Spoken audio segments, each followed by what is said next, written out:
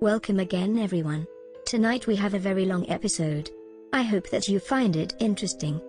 Please leave any feedback, comments below. So let's get into this. Tonight, meet the alien abductees. This is a divisive subject. Those who believe in alien visitors to our planet, and those who do not.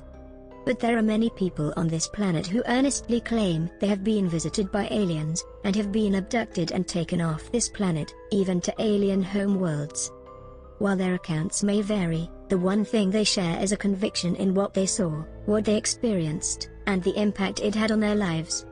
New York photographer Stephen Hirsch, 63, has interviewed and photographed many abductees. He said, "I don't want my audience to have any preconceptions about these people before they see my images and read their words. My interviews barely break the surface of what is going on in their lives, or in their minds. I'm not an analyst. My questions are not intended to find answers but to allow people to tell us their stories. We've become desensitized to the TV soundbite. With these projects we can stare at the picture, stare into their eyes, feel their angst. It's a very simple approach. There's no distractions. Here, the abductees tell the stories, in their own words."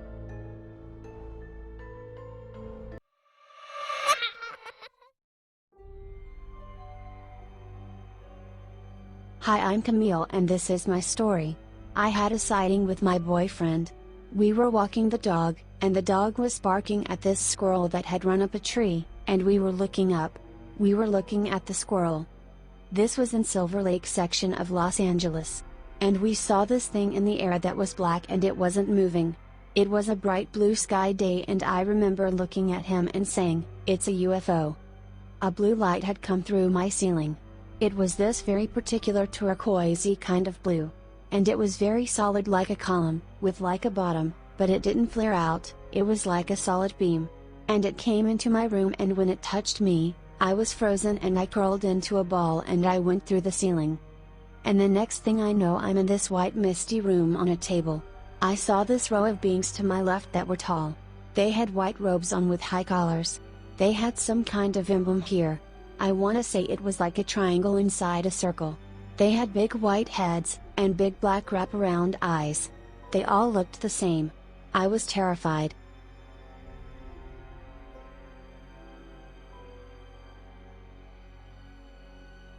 I'm Sebastian and this is my story. It was like 3 years ago. I saw this ET. It woke me up in the middle of the night, while I was mediating. They exist. If some could go like this and open your eyelids while you're mediating, while you're in deep, man there's something out there. It looked like a little kid, except it had big eyes, small nose and a little mouth. Big eyes, small nose and a little mouth. I'm thinking that because Einstein was right about something. Albert Einstein was right about something. How there's different dimensions and different realities and stuff. I'm thinking they went through time, if you know. If they're out there, if they know all this and they have all this technology and all this stuff, what are the odds of them coming back, you know? They didn't probe me, they didn't do nothing. They just opened up my eyes. It was kinda crazy, because before that I just asked for something like that to happen, just for proof that I just got it, you know? It was there. It happened. I was a little bit scared at the moment. It was something crazy. How did it leave? Just like that it disappeared. You think what you want, but that's what happened to me.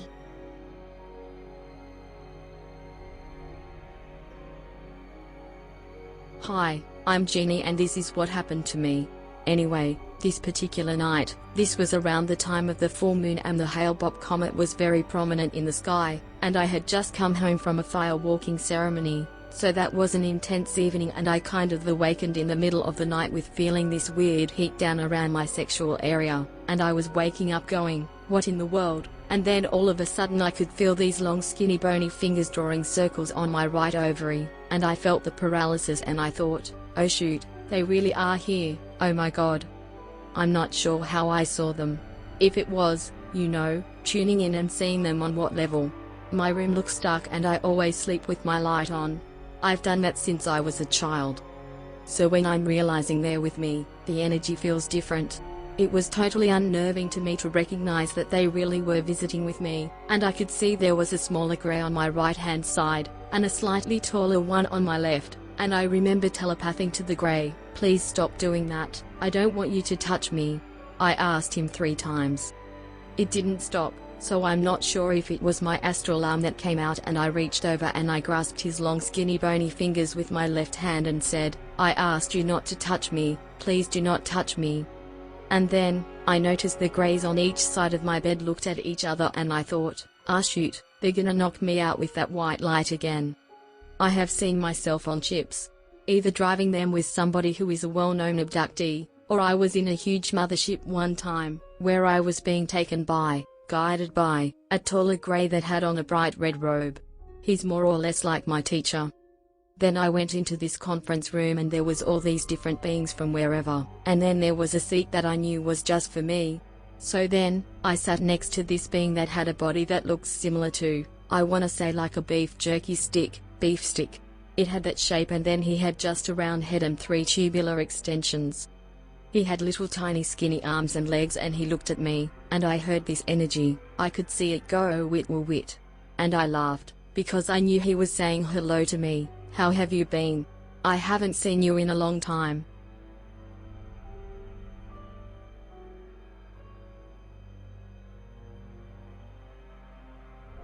Hello. My name is Jocelyn. We were taken to an underground base near the Sedona area. At the underground base, my friend and I were separated from the rest of the group that had been abducted, which was my 2 daughters, my husband, and another woman that was staying next door. My friend and I were seated in kind of these egg-shaped seats.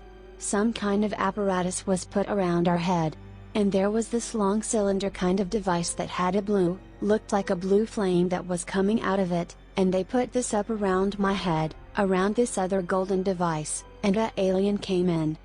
It was a mantis being. And they said, there was this little teardrop, kind of looked sort of like a pendulum upside down.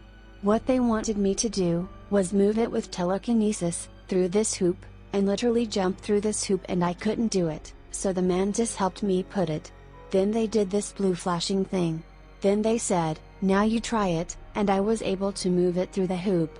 I was told at that time they were upgrading my pineal gland for intuition, so I have more psychic ability.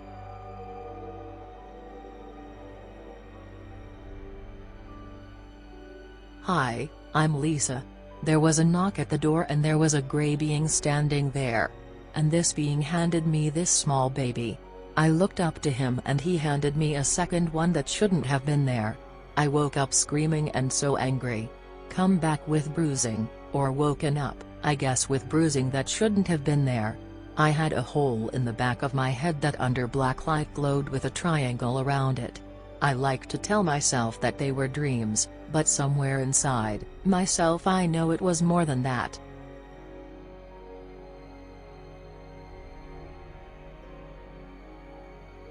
My name is Nancy, and in the summer of 1961, when I was 12 years old, I was at my girlfriend's house and we were playing, and her father yelled for us to come outside. He wanted us to see something. When we walked outside, we immediately saw a giant silver craft. It was silently hovering above a tree. It had red, green and white lights that I thought at the time were rotating, but I realized they were pulsating. Someone called the police. 2 Novi police came. Her father actually brought a telescope out and he asked me to look through the telescope. I said, "Why? It's right there." I didn't even understand why I would even look through a telescope. It was so close.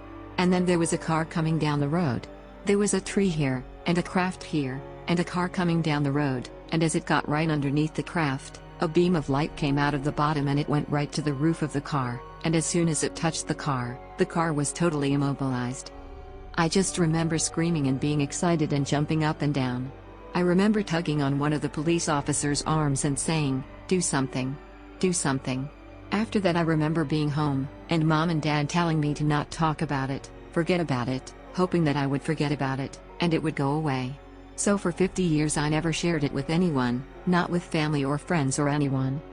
6 months ago I met Dr. Harry Wellness and I told him my story because he was a ufologist, and I knew he would believe me and not think I was crazy. He found a regression therapist for me. I had no idea. I just wanted to remember the incident more clearly. And at the end of the first regression, I remember seeing that my body was rumbling, was a word I never used. My body was rumbling and waving to the low hum of the craft, and that was the end of the first regression. In the second regression, I actually remember being aboard and a procedure that was performed on me. There were 3 Greys. They performed a laparoscopy on me. In 1961, in the medical field, there were no laparoscopy. They explained to me that they wanted to see inside. They described themselves as teachers. They promised they would get me home safely. I remember in that regression, that as the craft was leaving they let me see them leaving and they wanted me to see them leaving. The reason being that they promised, and they telepathically told me, "See, we told you we would get you back safely." That was important to them to relay that message to me. In the third regression, I remember communication that I had with, I called him Mr., because that's how we refer to adults, Mr. and Mrs. back then. And I remember my conversation with him as I was leaving the craft. And he corrected me, that it was called a ship and the reason it was called a ship was that it goes in the water as well as in the air. And I watched how the doors shut. They shut like this, they wrapped around. All the instruments that they use on me when they did the laparoscopy were retractable. They all came out of the wall. It was all neat and clean. There was nothing in there. It was just silver, white floor, a silver table that I was on. 3 Grey beings. The pilot looked like a normal anybody's dad. I said, "Mister, why did you let them hurt me?" And he said, "Your pain was perceived." And I got really mad at that remark. I realized now that my pain was perceived. They didn't hurt me. They didn't want to hurt me. But I was watching the needle and seeing the needle. My pain was perceived. I remember the first night that I got home after I was taken, staring out my bedroom window forever. And wishing for them to come back. "Please come back, please come back. I'm here. Come get me."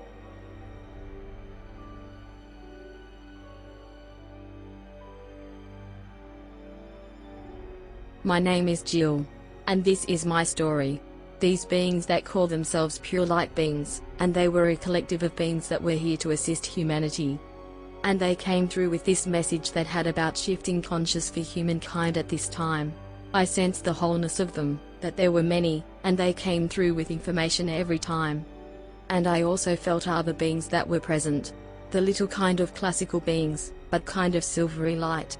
They would be doing things to my aura or to my energy and I could feel them. I could see visual images of them activating something in my conscious. That's how I perceived it. They basically said that into my mind that they were activating things, so they could communicate better with me. There's beings from everywhere out there, and it's fascinating. Some of them were also the Zeta Reticulans. The messages from the Zetas are basically that they're helping us in our evolutionary process, and all of these events that are happening, that people are experiencing such as abductions, are to help us evolve as a species, into a more luminous being, a lighter being. Our actual DNA is being shifted, so our physical bodies are actually becoming lighter in frequency and they're helping us to do this, and to activate abilities that we have inherently, but that have been basically being shut off. Not activated.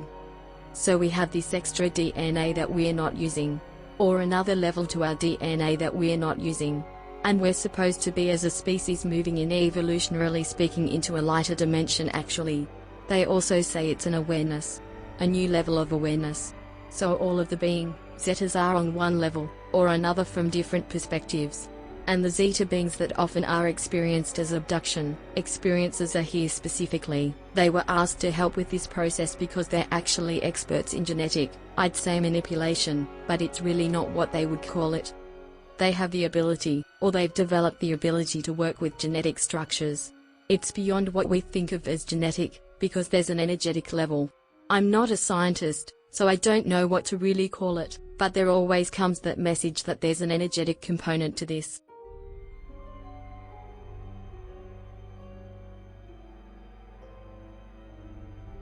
Hi, I'm Sasha. I was lying breathing deep and fast to the powerful evocative music and there I was. My consciousness was in the middle of this huge dome-like structure.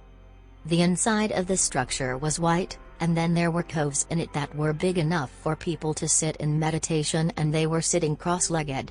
Some of them wore white robes. Some of them had long hair. They were all humanoid. There were some I couldn't quite tell what they were.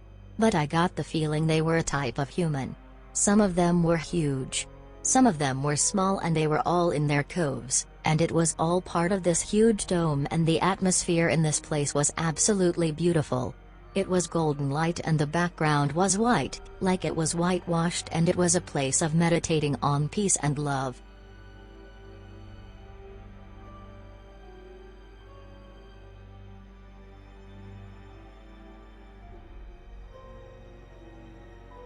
I'm Vivian. And this is my experience.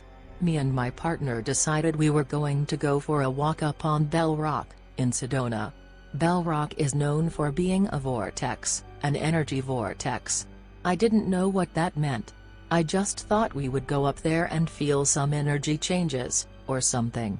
My partner doesn't feel anything, so we basically were going for a walk in a nice area and see if we can feel anything. I had no idea there was any connection with alien activity there at all. Zero. Didn't even cross my mind. We had to walk a distance, maybe 3 miles to get there. I started to notice out of the corner of my eye, there's a figure next to me, and the figure, we call them the shirt boxes because if you can imagine a man's shirt box, it's that shape, except that the thing is about 4 feet tall and it's got little sticky legs. It's got 2 eyes and something that's a little off-center and kinda looks like a turkey gobble for a mouth. It's made of white plasma material, in some kind of square membrane, and it's lit up. Anyway, it appears to be about 4 feet tall, something like SpongeBob. So SpongeBob was walking with me, and I'm getting tired. I said, I don't think I'm going to make it to Bell Rock today.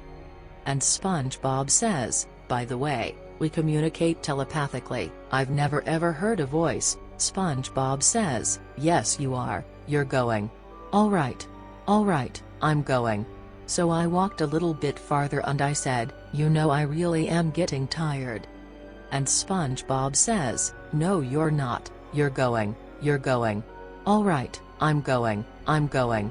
So I go a little bit farther, and I'm really tired now, and I turn to SpongeBob and I say, look, I don't know who you are but I think I'm done.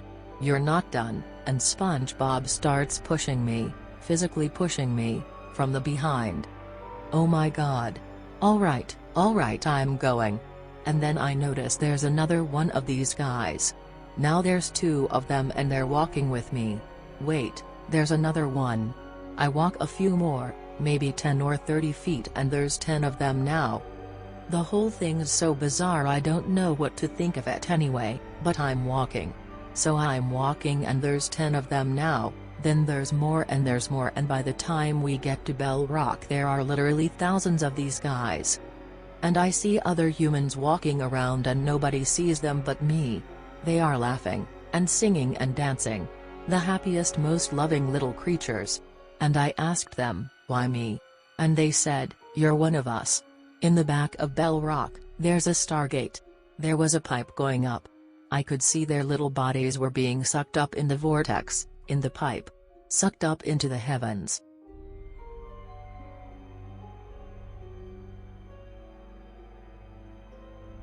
Hello, I'm Cynthia.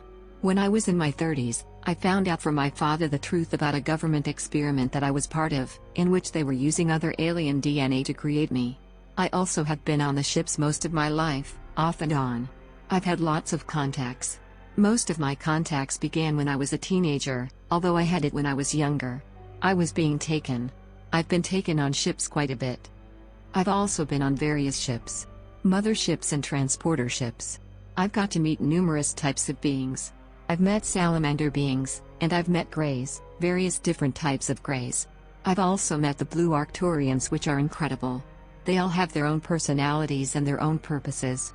So I've met Blue Arcturians. I've met Andromedans, the Assyrian Warriors of Light.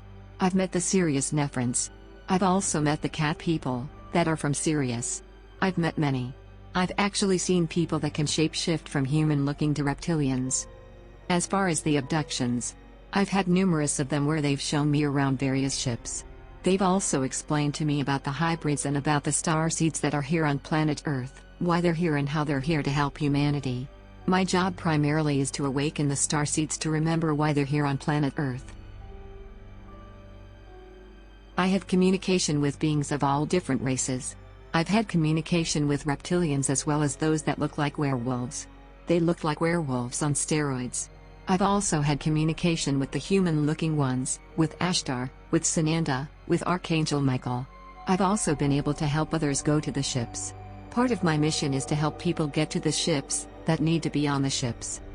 There's a lot of what you would consider updating when it comes to with what's happening to planet Earth, and when strategies have to change, then many of the starseeds that are here on special missions are taken to the ships where they are then informed of the changes in the strategies, and so forth of what is going to be happening in the future. I've never yet ever met a being that was malevolent. I've always met the benevolent ones. I've never experienced unconditional love till I've met them face to face, and had conscious contact with them. They have taught me the importance of living with unconditional love, and working with the light of Source. This is the power that rules the universe.